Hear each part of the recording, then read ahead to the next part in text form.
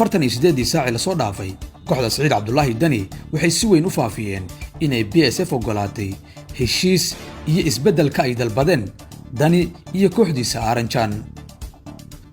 warkan waxaa si weyn u faafiyey jamaahiirta aaminsan Saciid Dani.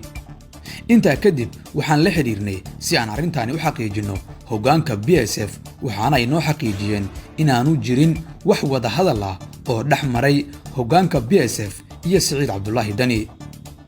waxay sheegeen inay joogaan goobihii ay ka joogeen magaalada Boosaaso balse ay dib uga laabteen dhufaysadii ay dhawaan dhigteen si aanay magaalada ugu muuqan mid colaadi ka jirto. Dani ayaa isaguna dib u celiyay ciidan uu dhawaan dul dhigay goobaha ay BSF ka degan tahay magaalada Boosaaso. isimada hogaamiye dhaqanka Puntland ayaa dhawaan la xiriiray hoggaanka ciidanka BSF iyo Saciid Cabdullaahi Dani labadaba waxayna u sheegeen inay mas'uuliyadda qaadan doonto cidii gacanka hadalka bilowda balse waxaa jira warar sheegaya in kooxda Aranjan ay ka go'an tahay in awood ciidan lagu kala baxo.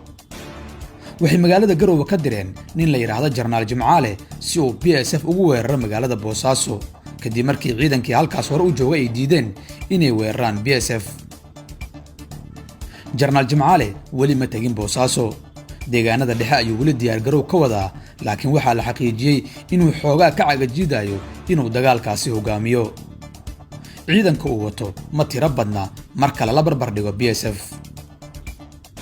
Saciid Dani waxaa la sheegay inuu la xiriiray ciidanka Mareykanka ee Africom oo iyagu tababarka saanada iyo mushaarkaba siin jiray ciidanka BSF ee hadda ka hor yimid habdhaqanka Saciid Cabdullaahi Dani. waxaase la sheegay inuu kala kulmay jawaab aan fiicnayn oo ah inuusan ciidankaasi BSF weerarin. waxaa kaloo la xasuusiyey in 13 bilood aanay Mareykanku wax kaalmaha siinin ciidankaas Puntlandna aanay sidoo kale siinin wax kaalmaha haddana ay isceliyeen oo ay waajibkooda u guteen sidii loo baahnaa iyagoo aan helin wax kaalmaha. Dani waxaa lagu eedeeyey inuu ciidan dheeri ah ka soo saaray mid ka mid ah aagaga ay isku hor fadhiyaan ciidanka Puntland iyo kuwa Somaliland si uu ula diriro BSF balse ciidanka Somaliland ayaa la xaqiijiyay inay ku soo durkeen halkii uu Saciid Dani ka soo saaray ciidanka. waxaa kaloo la xaqiijiyey in deegaanadii ku dhawaa buuraha Galgala ee ay BSF ka soo baxday dhawaan inay iyadana Al-Shabaab ka bilaabeen canshuur. dhammaan dhacdooyinkani waxay dhaawacayaan xasiloonidii iyo qorshihii amni ee Puntland.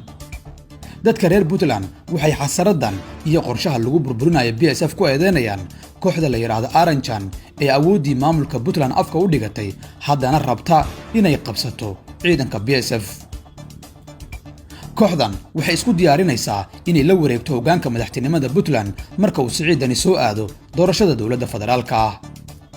waxay Aranjan aaminsan tahay inaanay qaadan karin xukunka Puntland haddii ciidanka BSF uu gacanta ugu sii jiro ilma Diyaano. kooxdan waxaa ka go'an in awood ciidan lagu soo afjaro xiisadan. shacabka iyo dhaqanka Puntland labaduba waxay ka digayaan habfikirka kooxdaas. siyaasiyiinta waaweyn ee reer Puntland waxay walaac ka muujiyeen mustaqbalka deegaanka haddii la aqbalo habfikirka kooxdaasi Aranjan kuwaas oo dowladnimadii u maamulaya sida NGO gaar ah. dhawaan ciidanka BSF waxay soo bandhigeen 86 askari oo ka soo goosatay dhinaca ciidankii uu Saciid Dani ka soo saaray furmaha ee uu soo galiyay magaalada Boosaaso si ay ula diraan BSF. waxay ciidankaasi sheegeen in lagu qalqaaliyay loona diyaariyay inay weeraraan BSF laakiin ay diideen. waxay nasiib darro ku tilmaameen in ciidankii Puntland dhexdiisa la isku adeegsado. Saciid Dani waxa uu ku doodayaa in amarkiisii la diiday halka hoggaanka BSF ay ku doodayaan in aan la aqbali karin isbeddel siyaasadeysan oo laga leeyahay dana la xiriira doorasho.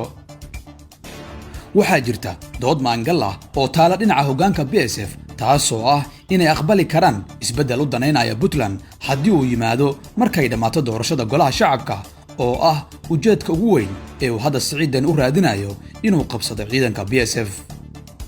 maxay kula tahay adiga?